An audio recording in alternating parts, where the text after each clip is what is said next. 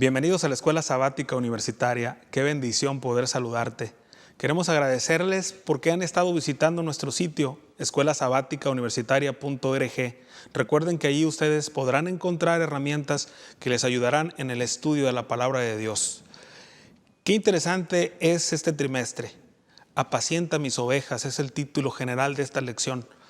Un mensaje que nos recuerda que nosotros debemos ser cuidadosos en cómo vivimos el Evangelio, en cómo compartimos también el Evangelio, cómo enseñamos a otros a amar a Cristo. Porque la lección 11, la cual hablaremos de ella en unos momentos, habla de algo que no podemos negar: los falsos maestros. La existencia de ellos perjudica a la iglesia, perjudica la vida de los creyentes. Y en los próximos minutos aprenderemos cómo tú y yo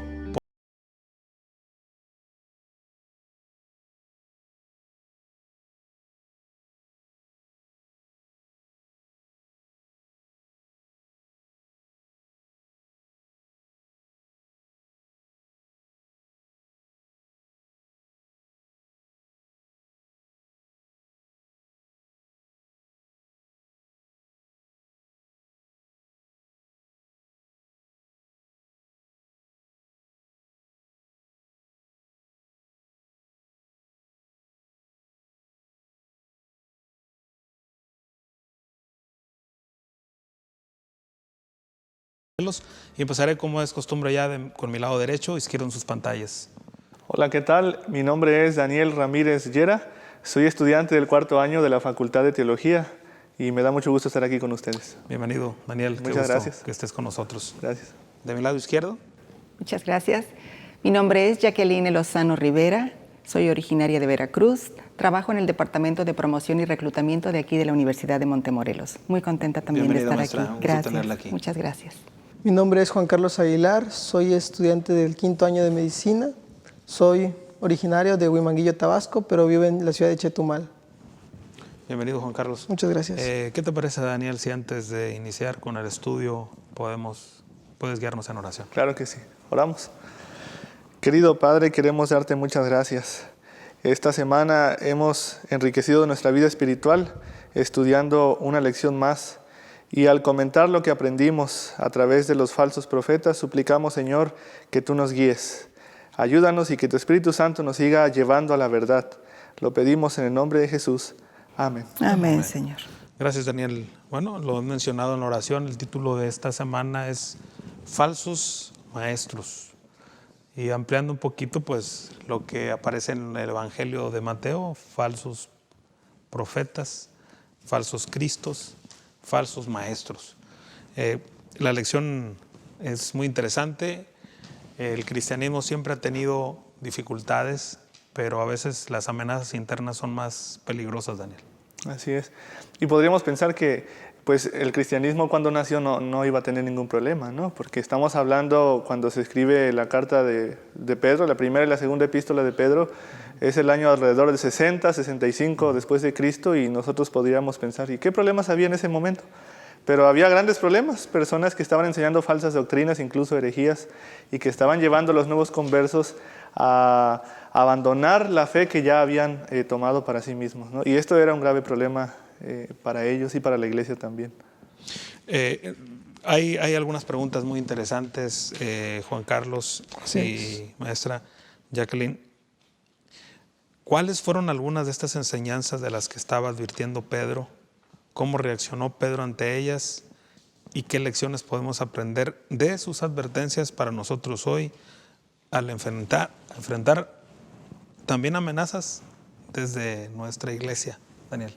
Sí, bueno, ahí en segunda de Pedro, en el capítulo 2, el versículo 1, dice: pero hubo también falsos profetas entre el pueblo, como habrá entre vosotros falsos maestros, que introducirán encubiertamente herejías destructoras. Fíjense la palabra que utiliza, encubiertamente.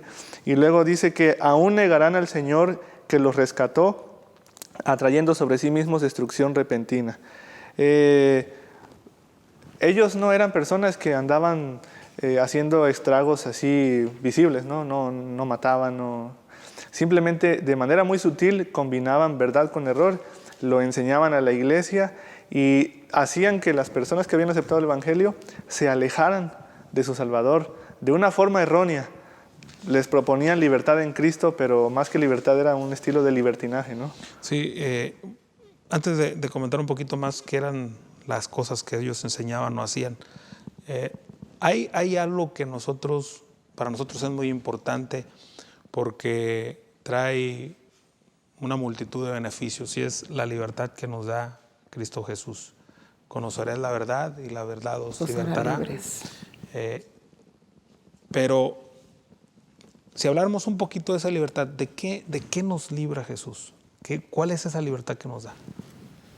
La libertad al pecado, una libertad que al ir a Él como fuente de salvación, de redención, entonces nuestro camino será en seguir sus huellas, en imitarle, en realizar todo aquello que a Él le pueda representar dignamente. Usted ha mencionado, Jacqueline, dos cosas importantes, ¿no? El hecho de que debemos seguir sus pisadas y que debemos actuar como Él actuaba. Sí. Yo lo que considero aquí es como nosotros en este mundo somos libres de decidir, pero nuestra libertad tiene un límite, al igual que son las reglas que Dios puso en nosotros. Entonces, por eso que los falsos profetas lo que hacían era abaratar esa gracia. Entonces, por eso el versículo para memorizar dice, les promete libertad y son ellos mismos esclavos de corrupción, porque el que es vencido por alguno es hecho esclavo del que venció. Entonces, ellos les prometían libertad, pero esa libertad era una libertad falsa porque en realidad lo estaba volviendo esclavos a ellos. Podemos hablar de los peligros del libertinaje. Sí, pues es que ellos pensaban que libertad en Cristo era solamente mencionarles a Jesús de alguna manera, pero que sus acciones podían continuar como estaban, podían seguir pues con malos hábitos, tal vez hasta matando, comportándose mal, en pleitos los unos con los otros. Y entonces eso no era la verdadera libertad, porque como dijo nuestra maestra, la verdadera libertad era que en Cristo es, una vez me encuentro con Cristo, entonces abandono esos malos hábitos y eso me da libertad. ¿Por qué? Porque ya hay un cambio. Lo que ellos proponían era no hacer ningún cambio en la vida. Sus vidas no eran transformadas. Si nosotros quisiéramos hacer un listado de lo que es, y a veces nos ayuda eso, para marcar qué cosas recibimos cuando obtenemos la libertad en Cristo. ¿Cuáles serían algunas que pudiéramos señalar puntualmente? Pues, lo que yo considero primeramente serían todos los frutos que son del Espíritu, ya que si tenemos a Cristo tenemos ese Espíritu, que es fe, gozo, paz, paciencia, pero más que nada creo que en forma humana y personal tendríamos la felicidad, una felicidad que muchas veces en este mundo no conoce. Ok, mencionaste Gálatas 5:22, que son los frutos del Espíritu Santo. Paz, tendríamos paz en medio de incertidumbre, de inseguridad, en medio de confrontar situaciones, tormentas que a veces vivimos, valles de sombra o de muerte. La seguridad que no estamos solos. Así es. Sí, otra cosa que Jesús nos enseñó, las buenas relaciones en la propia familia, el cuidado de nuestro cuerpo a través de una sana alimentación, tantas cosas que obtenemos. Ok. Ahora sí, vayamos. ¿Qué enseñaban los falsos profetas? Tú mencionaste ya un aspecto, tú mencionaste, Juan Carlos, el versículo de memoria de esta semana. ¿Qué más podemos añadir en esta parte? Bueno, ellos les llevaban a olvidarse de Jesús como un ser que había venido a rescatarlos para transformarlos. Quiero mencionar, cuando dice esta parte, hubo también falsos profetas entre el pueblo, como habrá entre vosotros falsos maestros que introducirán encubiertamente herejías destructoras y aún negarán al Señor que los rescató. Hay un pago para eso, ¿verdad?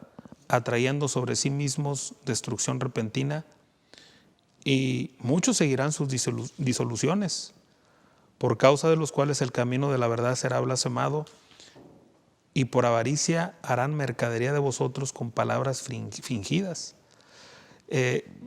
Estos son solamente 3 versículos, ¿no? Y podemos mencionar herejías destructoras, negarán al Señor que los rescató, tendrán prácticas pues disolutas y con eso causarán una vergüenza, un oprobio para la causa.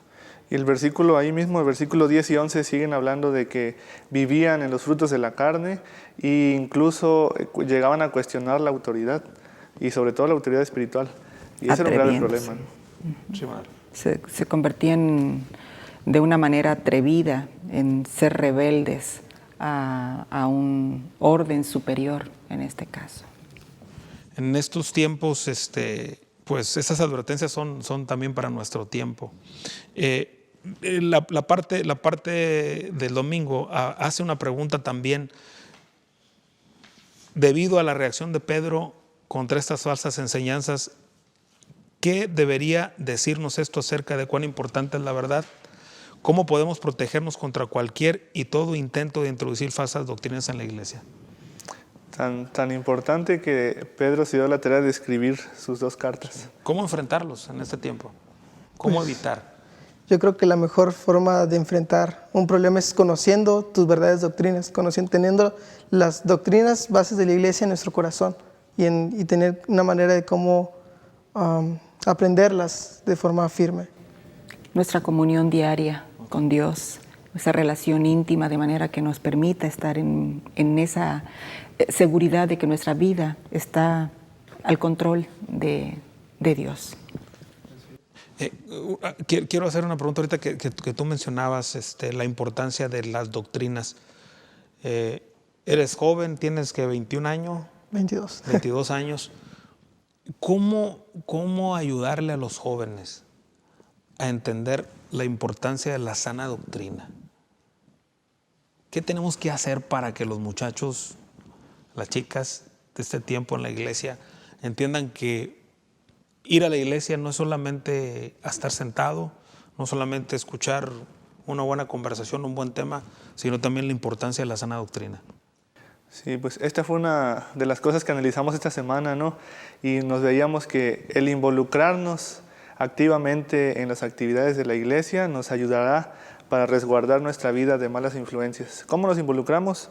Estudiando nuestra Biblia, orando todos los días, participando en las actividades que la iglesia tiene, pero sobre todo dando testimonio de nuestra fe. Eso es un punto crucial para que los muchachos sigan resguardando su fe. Así es, comparto la importancia que lo que Dani menciona. Definitivamente el compartir su fe es lo que va a fortalecer su vida espiritual. De igual forma, la iglesia tiene muchas maneras de involucrar a los niños, desde niños hasta los jóvenes, por medio de una de esas es los clubes, en las cuales ahí empiezan a aprender las doctrinas de la iglesia. Algo que mencionaste, Daniel, y viene a mi mente, cómo el plan de Dios para nosotros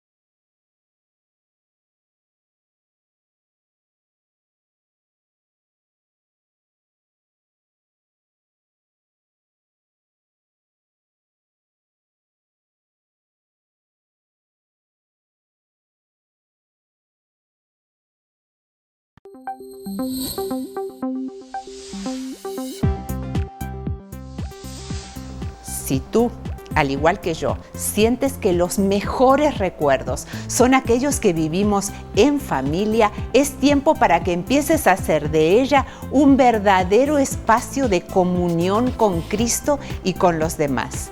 Por eso, te invito a que me acompañes a estar más en familia, un programa que te mostrará ejemplos prácticos de la vida familiar.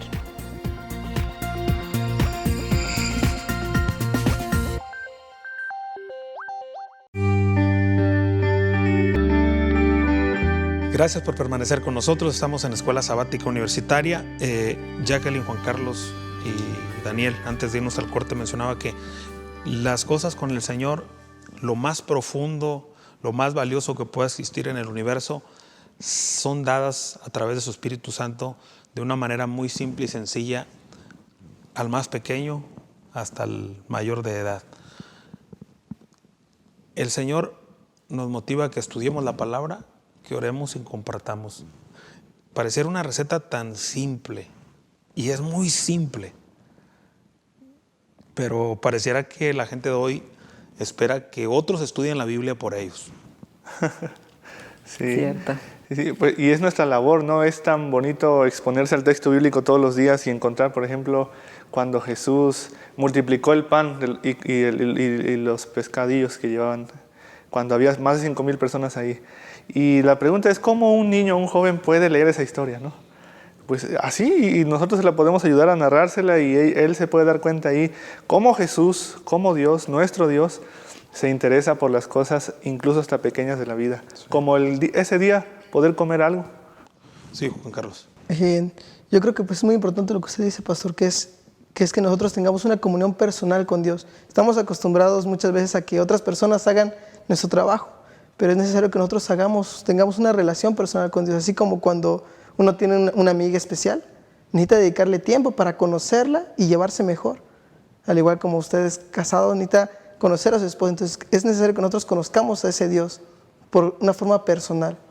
Y una de las maneras es a través del estudio de la Biblia. Yo creo que en este tiempo el estudio de la palabra es totalmente relevante, ¿verdad? Totalmente. Y considero que ahora la tecnología, pues, ha contribuido de manera que los muchachos pueden tener realmente a su alcance. ¿Qué podemos decir de la oración? Oportunidad. Ejemplos bíblicos de personas que oraban. Bastantes. Sí. ¿Y qué pasaba cuando ellos oraban? Hacían cosas maravillosas. Un ejemplo es Daniel, cuando no sabía la interpretación del sueño, oró y ayunó y Dios le dio la interpretación. Entonces la oración es nuestra forma de comunicarnos con Dios. Es nuestro teléfono celular hacia el cielo. Yo me pongo a pensar, ¿qué hubiera pasado si Daniel no hubiera orado, ¿no? Porque las profecías y la interpretación de Daniel llega hasta nuestros días. Así es. Sí, Otro ejemplo es Ana, la mamá de Samuel. Dice el relato bíblico que ella va al templo, a la casa de Dios, ora hasta derramar su alma y llora ahí con el Señor, le pide un hijo y entonces Dios le concede su petición. Y a través de Samuel Dios hace muchas obras para su pueblo. Si mencionáramos acerca de compartir o la acción de ir más allá de estudiar y orar, hay muchísimos ejemplos bíblicos, ¿no? De personas que actuaron. No sé si recuerdan alguno de ellos.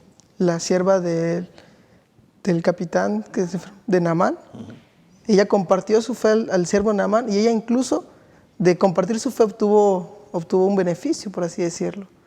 Pero nada mayor que Naamán haya visitado al siervo Eliseas para que pudo haberse curado compartiendo su fe. ¿Qué hacer con aquellos que han caído en el error?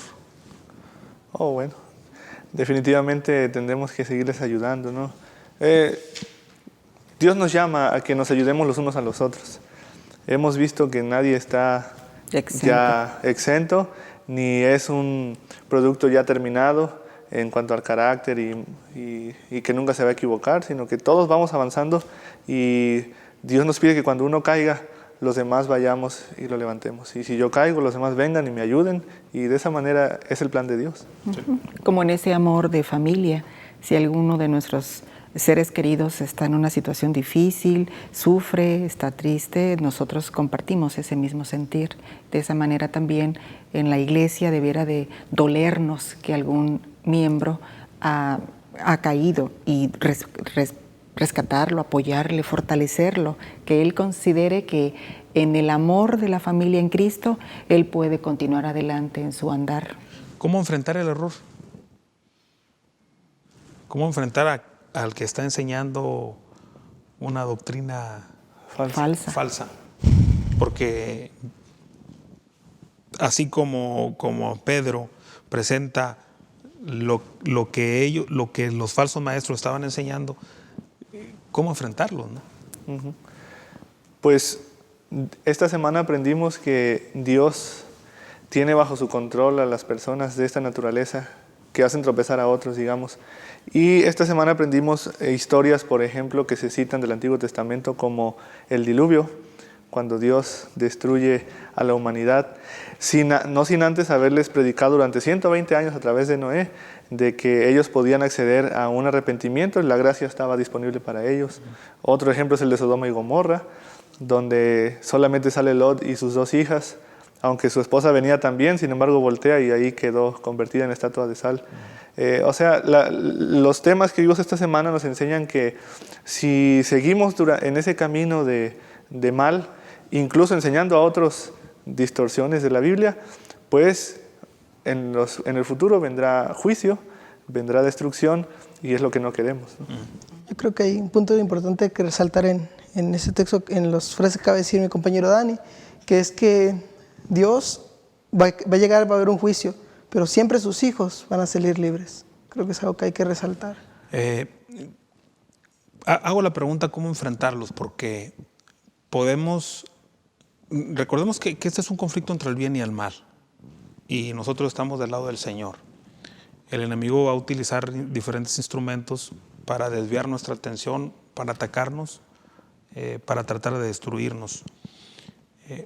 A veces nosotros podemos tomar las cosas y tomar nosotros la venganza. ¿Qué dice la Biblia al respecto? Pues mía es la venganza, dice Jehová. Sí, es decir, nosotros no tenemos la capacidad de decir o dictar una sentencia entre la persona. Nuestra labor es ayudar, y cuando Cristo venga, Él arreglará todas las cosas. No tenemos la capacidad de la justicia, así que siempre vamos a tener una determinación que no será justa. Se dice que en casos de enfermedad, mayormente las enfermedades surgen por una causa, ¿no? El fruto de ciertos hábitos. No podemos negar que los falsos maestros van a llegar. Eso va a suceder. ¿Cómo prevenir que lleguemos a eso? ¿O cómo enseñar a la iglesia a prepararse cuando lleguen falsos maestros? Una de las formas que estábamos diciendo, estudiando la Biblia todos los días por nuestra cuenta. No podemos, como decíamos, conformarnos con escuchar una predicación, sino diligentemente nosotros también escudriñar, investigar, y descubriremos tesoros aquí en la palabra de Dios. Esa es una manera. Sí. Con un escrito está. Con un escrito está. Pues escudriñar la palabra de Dios, porque ahí tenemos la vida eterna, ahí está la base. Aparece otra pregunta: ¿por qué debemos asegurarnos de aprender por nosotros mismos las verdades cruciales en las que creemos? Pues una de las cosas es para evitar, número 1, evitar ser engañados, pero también número 2, para evitar, como sucedía en la lección, estas personas que ya habían conocido a Jesús, ya habían abandonado ciertos hábitos, pues volvían a esos hábitos de los cuales se habían alejado, y era peor ahora la situación. El grado de maldad en el cual se encontraban era superior antes, si lo comparamos cuando antes de encontrarse con Cristo.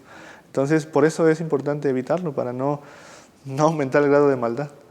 Sí, Juan Carlos. Jacqueline. Estar en esa verdad presente, no tener duda acerca de lo que el Señor nos dice en su palabra.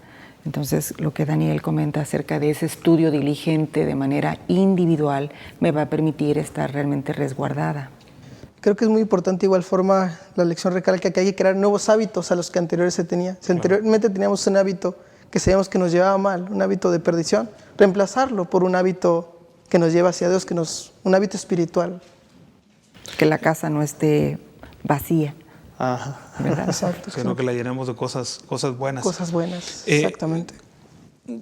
Una de las cosas que los falsos maestros enseñaban es la tendencia al libertinaje, los falsos maestros. Y no podemos negar que en ese tiempo hay quienes tienen la tendencia de, en vez de disfrutar la libertad, se inclinan al libertinaje. Y uno de los casos que sucede más frecuentemente es en relación a la ley de Dios. Nosotros entendemos que los mandamientos son eternos, fueron dados por Dios, e incluso en este tiempo, en estos días, lo leemos en Apocalipsis capítulo 14, versículo 12, He aquí la paciencia de los santos, los que tienen los mandamientos de Dios y la fe de Jesús. ¿Cómo nosotros podemos resaltar en este tiempo la ley de Dios?